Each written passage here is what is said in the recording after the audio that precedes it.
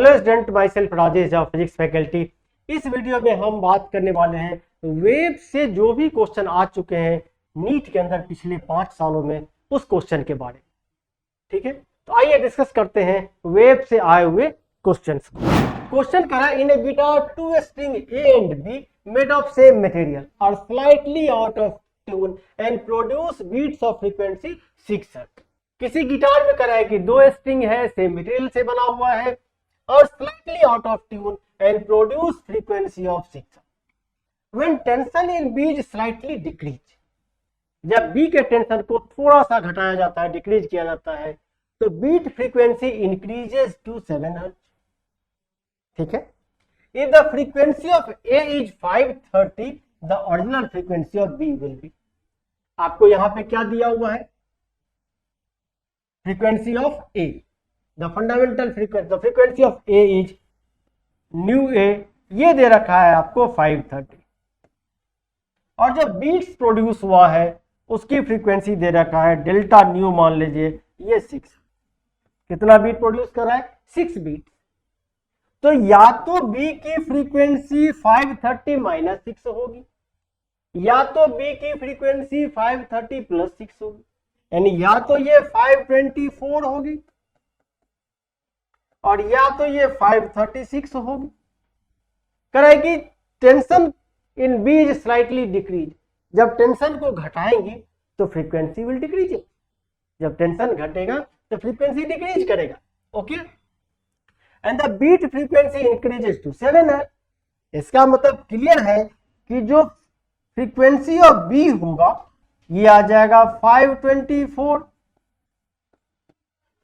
ठीक है, क्लियर है ना कि जैसे बीट फ्रीक्वेंसी, जैसे टेंशन को घटाएंगे तो फ्रीक्वेंसी घटेगी। ठीक है, और क्वेश्चन करा है कि beat frequency increase to 7 hertz, इसका मतलब जो बी की फ्रीक्वेंसी होगी वो 524 होगी। नेक्स्ट क्वेश्चन है, a tuning fork is used to produce resonance in a glass tube.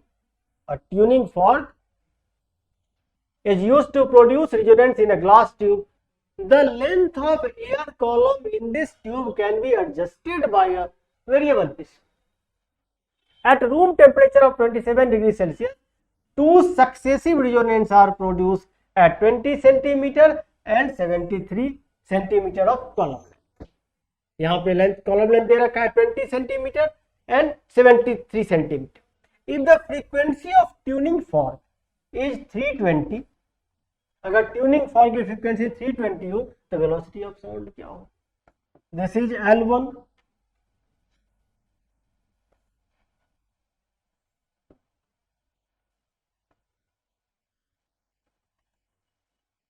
and this is L2.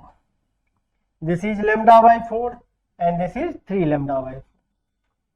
तो L2 माइनस L1 अगर आप यहां से निकालें तो ये आ जाएगा 3 lambda by 4 minus lambda by 4, 2 lambda by 4 means lambda by 2। तो जो lambda होगा 2 times of L2 minus L। ठीक, तो वेलोसिटी ऑफ साउंड होगा न्यू lambda। पुट करिए यहां पे lambda की वैल्यू, तो आ जाएगा 2 new into L2 minus L1। बस यहाँ पे वैल्यू पुट करिए, you get the answer. Frequency कितना दे रखा है यहाँ पे देख लीजिए, फ्रीक्वेंसी है 320, L2 कितना दे रखा है 73, लेकिन ध्यान रखिए 73 सेंटीमीटर है।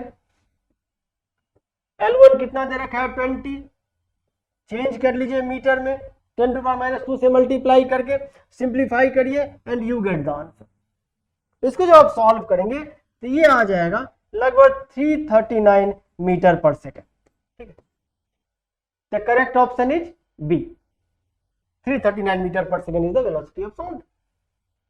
ओके, ये क्वेश्चन 2018 में आ चुका है। क्वेश्चन कर रहा है the fundamental frequency in open organ pipe is equal to third harmonic of closed organ pipe. The fundamental frequency in open organ pipe, open organ pipe में जो फंडामेंटल फ्रीक्वेंसी होगा, अगर मान लेंथ हम L डैश ले लें तो fundamental होगा V/2 L dash open organ pipe का, इज इक्वल टू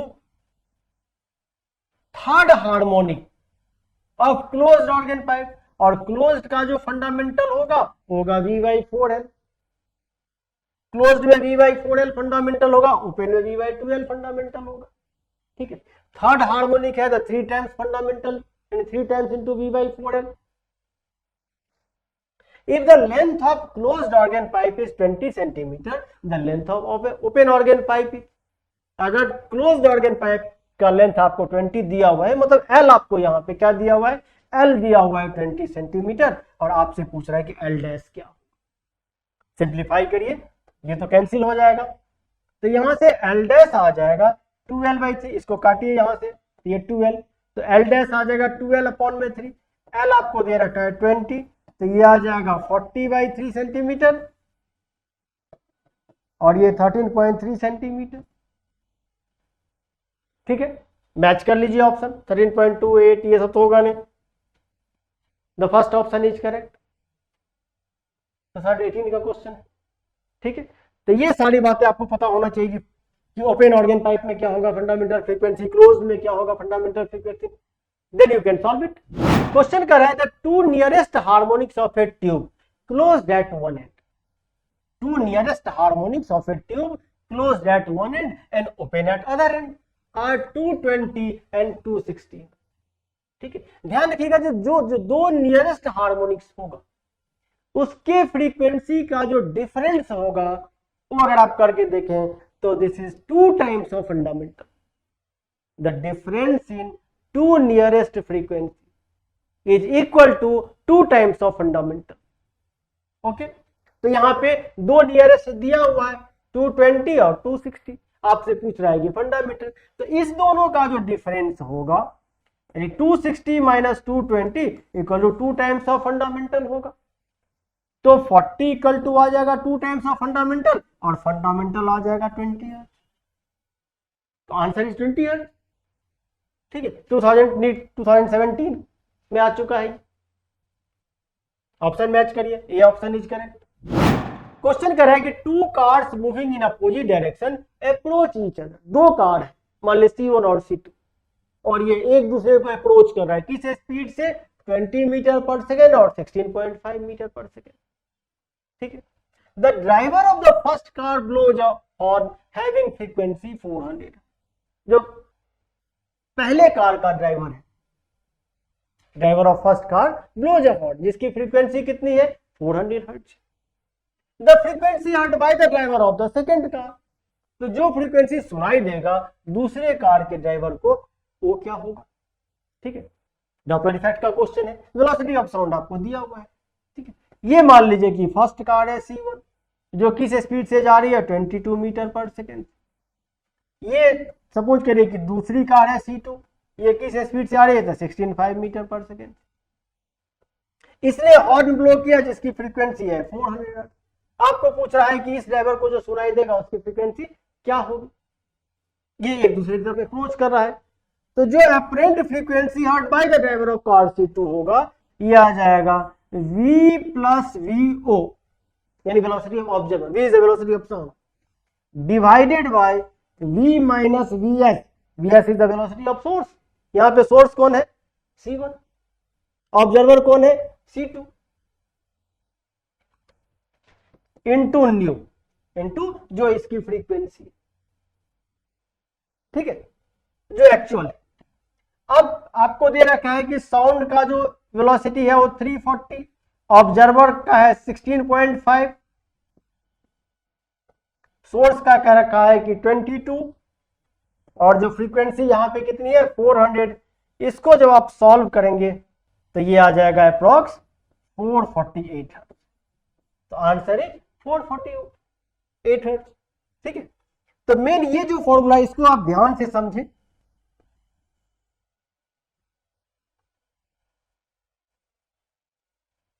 तो third option is correct. Next question है a uniform rope of length L and mass M1, एक यूनिफॉर्म रोप है जिसका लेंथ L है जिसका मास M1 है, Hanks vertically from a rigid support, a uniform rope of length L hangs vertically from a rigid support.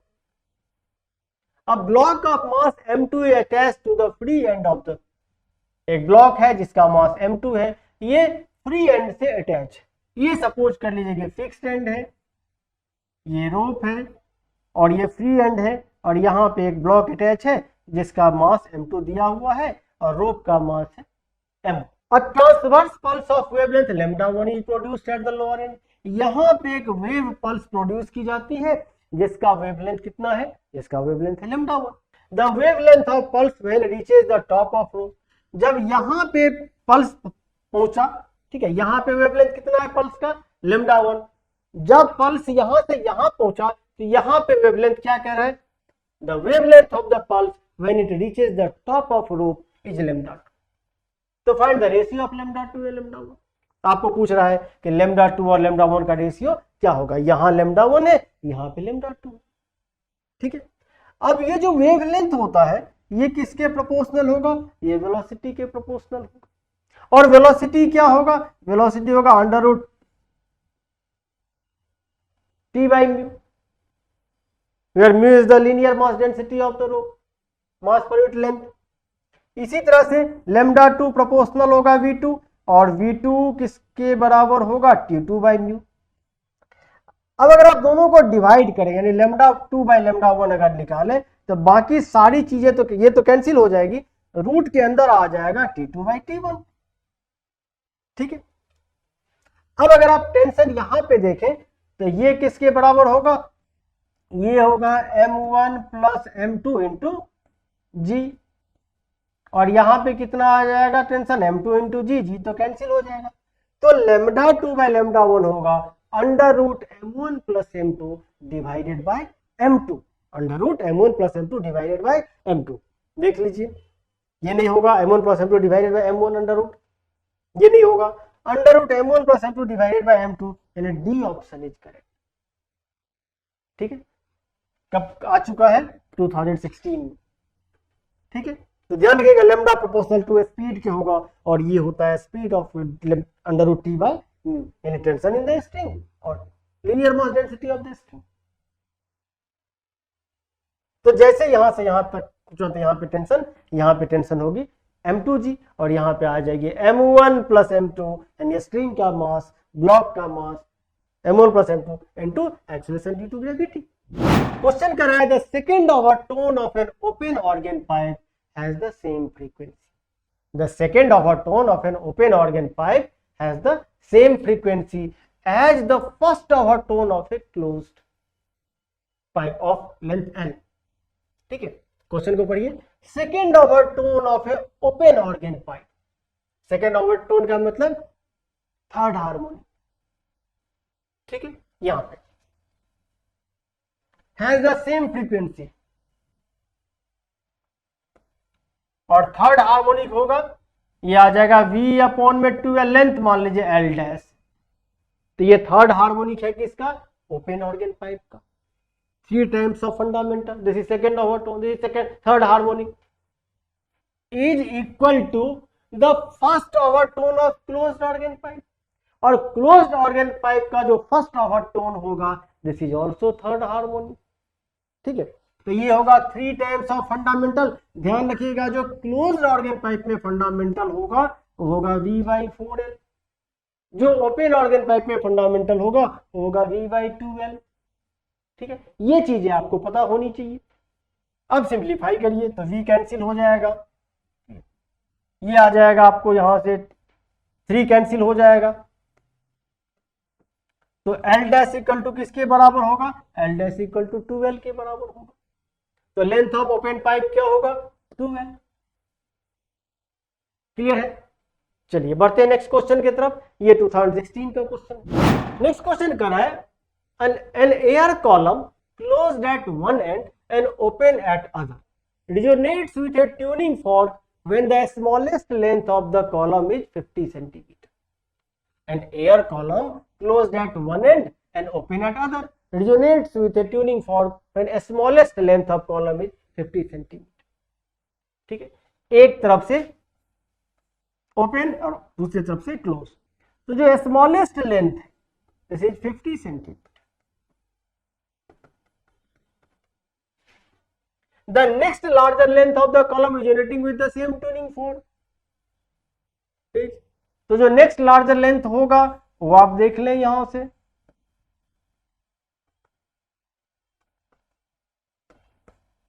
This is 3 lambda by 4, यहां से लेके यहां तक लैम्डा बाई 2 और यहां से यहां तक lambda by 2, sorry lambda by 4, यहां से यहां तक लैम्डा बाई 2 और यहां से यहां तक लैम्डा बाई 4, तो यहां से लेकर के यहां तक कितना होगा 3 लैम्डा बाई 4। ठीक है, तो आपको क्या दिया हुआ है लैम्डा बाई 4, कितना दे रखा है 50 centimetre. The next larger length ये कितना होगा, ये होगा 3 लैम्डा बाई 4, पुट करिए लैम्डा बाई 4 की वैल्यू 50 सेंटीमीटर, ये कितना आ जाएगा, दिस इज 150 सेंटीमीटर। ठीक है ना, ऑप्शन मैच करिए, A option is correct. Next question कह रहा है कि 3 sound waves of equal amplitude, 3 sound wave है, एम्पलीट्यूड बराबर है, had frequencies n-1, n और n+1, they superimpose to give beats, ये सुपरइम्पोज किया, क्या प्रोड्यूस हुआ बीट्स। आपसे पूछ रहा है कि जो नंबर ऑफ बीट्स प्रोड्यूस पर सेकेंड। ठीक है, तो जो नंबर ऑफ बीट्स प्रोड्यूस्ड पर सेकेंड होगा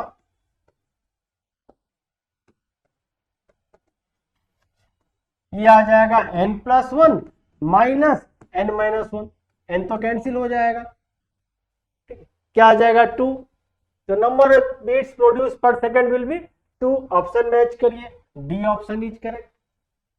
ठीक है, ये नीट 2016 का क्वेश्चन है। क्वेश्चन कर रहा है, a siren emitting a sound of frequency 800 hertz moves away from an observer towards a cliff. एक सायरन जो साउंड एमिट कर रहा है जिसकी फ्रीक्वेंसी कितनी है 800, moves away from an observer, एक ऑब्जर्वर से दूर जा रहा है, किधर टुवर्ड्स अ क्लिफ, किस स्पीड से जा रहा है 15 मीटर पर सेकंड के स्पीड से जा रहा है। Then frequency of sound that observer hears in the echo reflected from the cliff, जो क्लिप से साउंड रिफ्लेक्ट हुआ वो जो इको सुनाई देगा ऑब्जर्वर को, उसकी फ्रीक्वेंसी क्या हो।